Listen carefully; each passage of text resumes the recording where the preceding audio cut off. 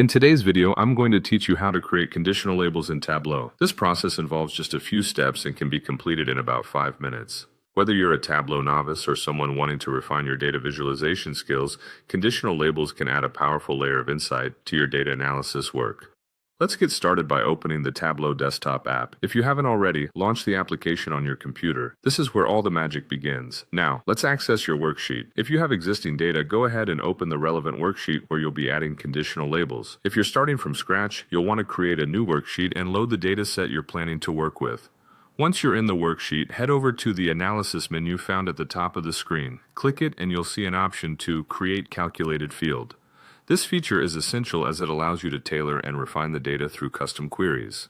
After clicking Create Calculated Field, name your new field appropriately. Naming is crucial as it helps you stay organized, especially if you're working with multiple calculated fields. Once named, type your query in the text box. This query will define the conditions for your labels. With the calculated field created, drag the order date field to the column shelf at the top of your worksheet. After that, click on the order date in the column shelf and adjust it by selecting month from the drop-down. Doing so arranges your data for a month-by-month analysis. Next, you'll need to add regions into your analysis by dragging the region field over to the column shelf alongside the order date. This step helps segment your sales data by region, allowing for a more detailed analysis. Continue by moving the sales field to the row shelf. This setup will visually represent your sales data in a way that's easy to interpret. Now, take the calculated field you created earlier and drag it to the text shelf on the marks card. By doing this, Tableau will display the output of your calculation directly on the visualization.